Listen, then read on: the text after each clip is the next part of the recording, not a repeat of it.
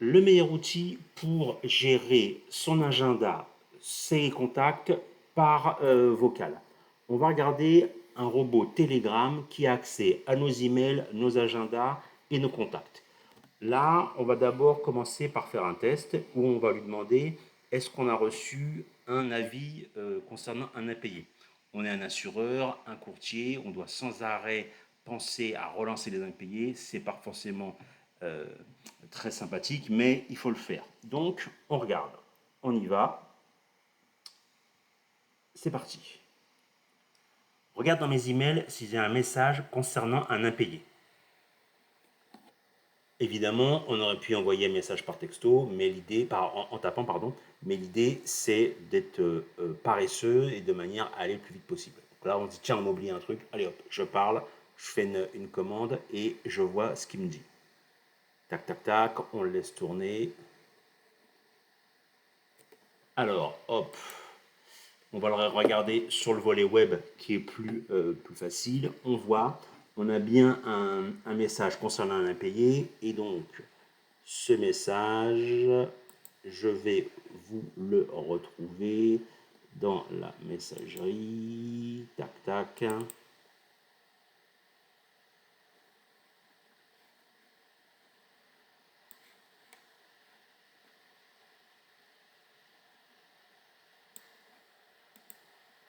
Voilà. On a bien l'impayé, les éléments. Voilà. On a bien le numéro et tout. Évidemment, si on fait un prompt plus détaillé, on aura on aura ce que l'on veut sur ce volet-là. Du coup, comment on fait ce workflow? On va le recommencer depuis le début. Donc là, hop, celui-là, regardez. Et alors, la première chose, c'est qu'il va falloir aller sur Telegram. Là, vous allez faire rechercher un message et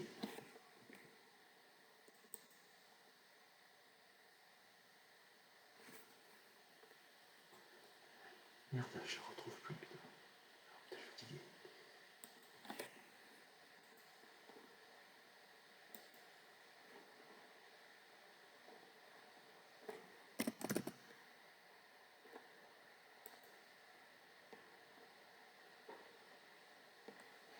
Donc, comment on fait?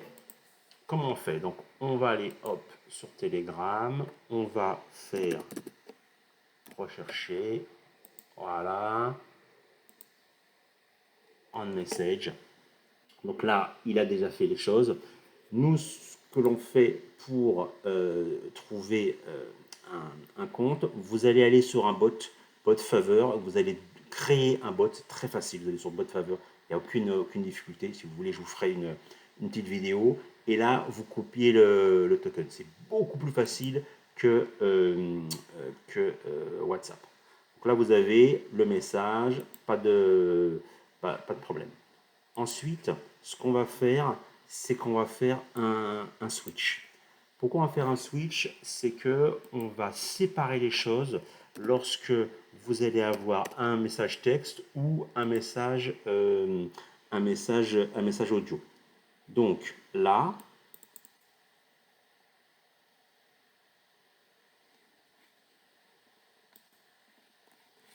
on va lui faire un exemple. Donc là, on fait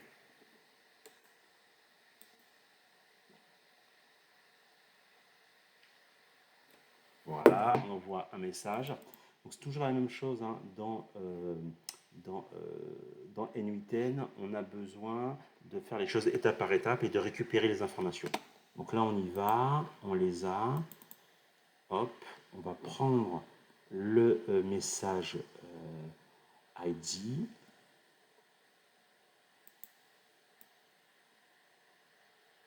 Voilà.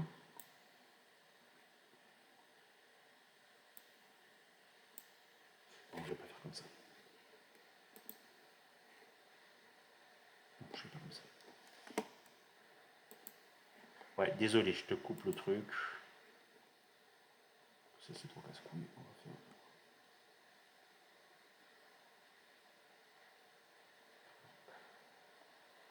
Ouais. Non, c'est pas trop casse-couille.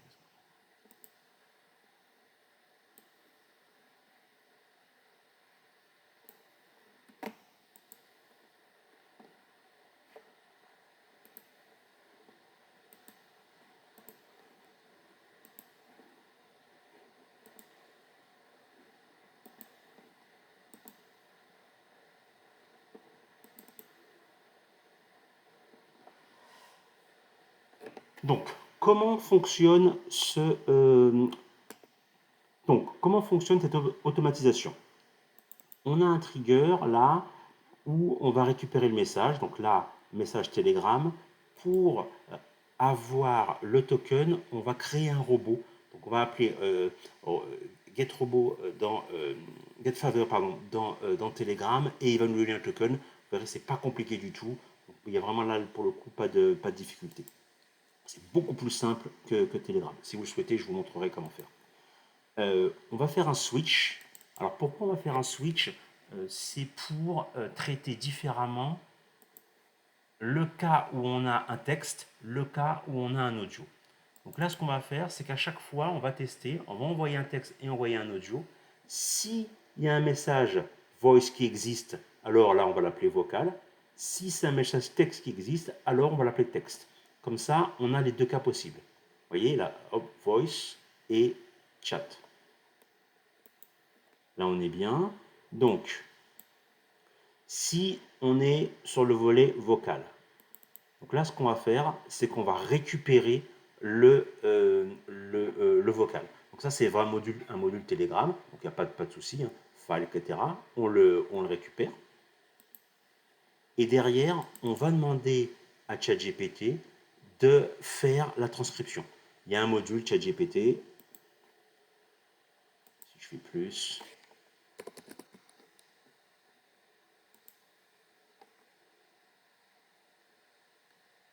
Et voilà.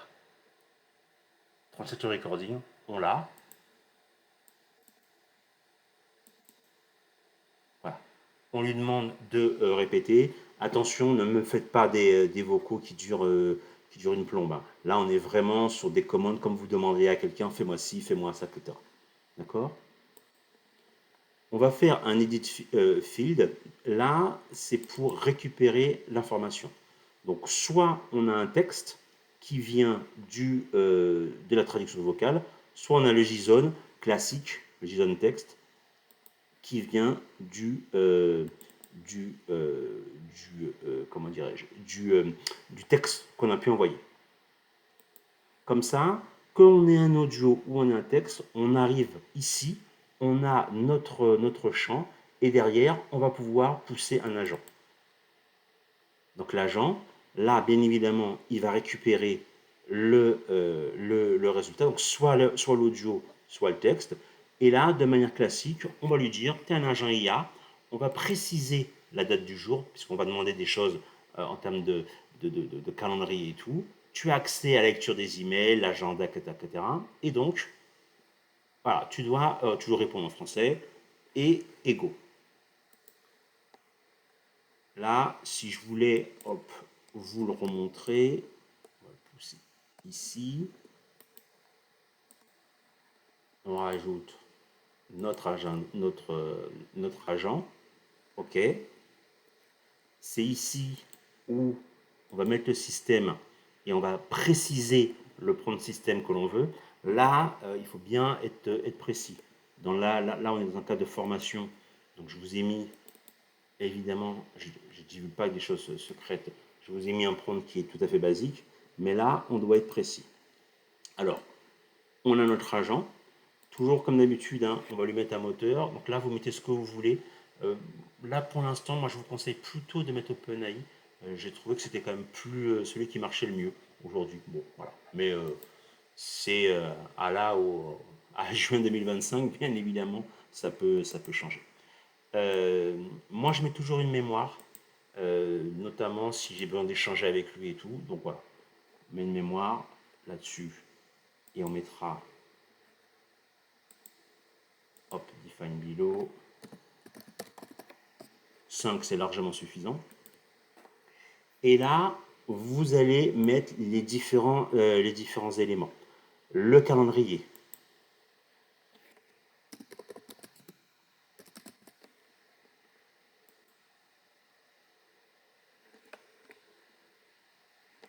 Et là, vous allez choisir évidemment le calendrier. Donc là, moi, je prends le mien. Et derrière, vous allez pouvoir définir la période. Est-ce que ça commence là? Donc là, je fais tout ce qui commence de maintenant à voilà, plus tard. Voilà. Mais là, bien évidemment, ça, on peut le configurer comme on le souhaite. Là, dans l'exemple que j'ai pris, moi, j'avais mis...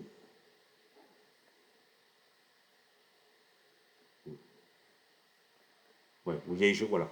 Non, là, c'est la création. Attention.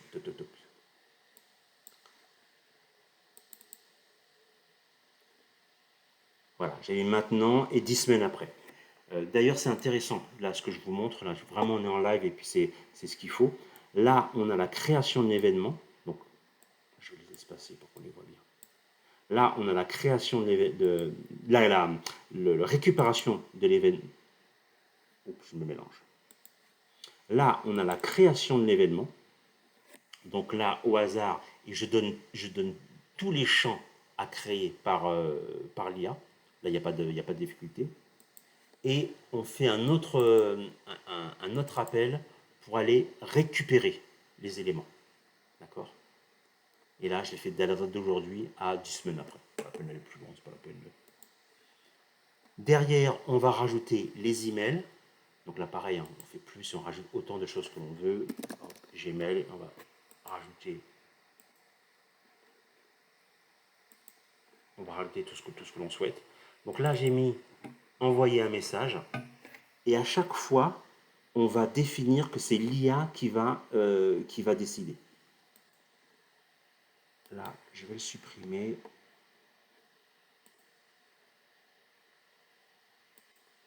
Je vais vous le remettre.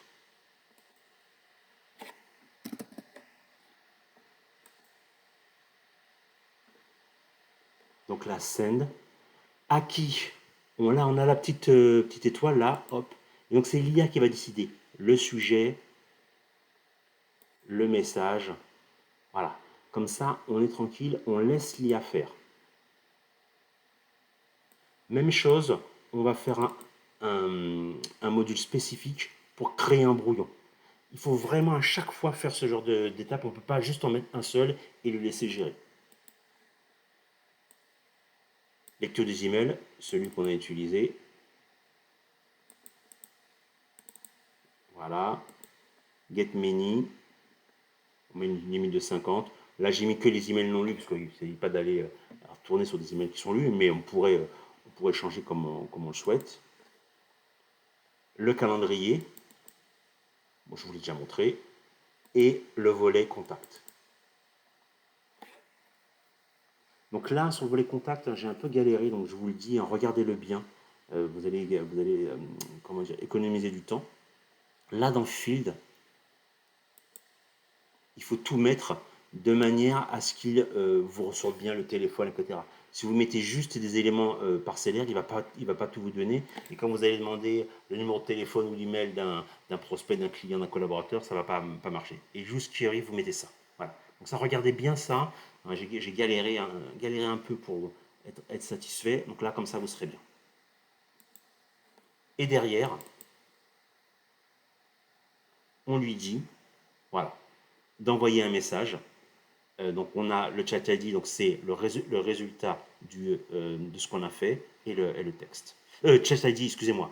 Chat ID, c'est l'ID du message qu'on a envoyé, qu'on récupérera ici, lorsqu'il va l'envoyer. Et bien évidemment, ce que l'on met, c'est le texte.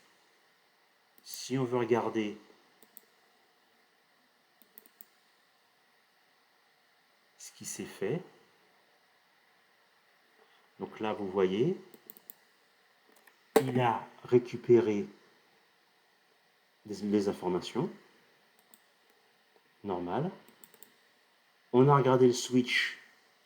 Donc là, il a dit que c'était un vocal. Comme c'est un, Comme c'est un vocal, il est passé ici, il l'a récupéré, il l'a téléchargé. On voit là le truc vert et on voit les informations. Derrière, on a bien OpenAI qui a fait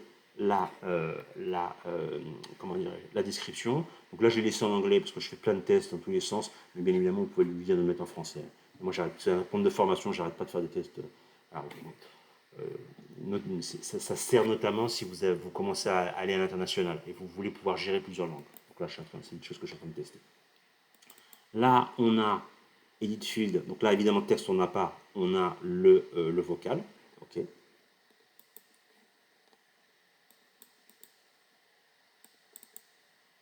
Et là, on a récupéré les informations. Donc là, on voit le volet de sortie, l'email que l'on a vu.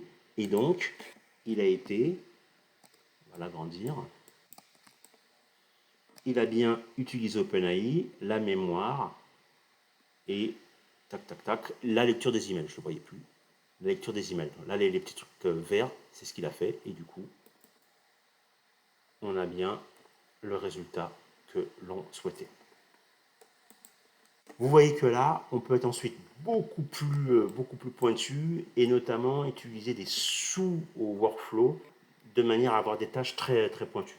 Donc vraiment, n'hésitez pas. C'est voilà, c'est des choses qu'on me demande. Vraiment, l'idée, c'est de gagner des gains de productivité. Si vous voulez que je vous l'envoie, ce workflow, celui-là, hop, c'était pour le test. On l'enlève. Si vous voulez que je vous l'envoie, vous commentez workflow dans le message et je vous l'envoie avec grand plaisir. Voilà, à bientôt.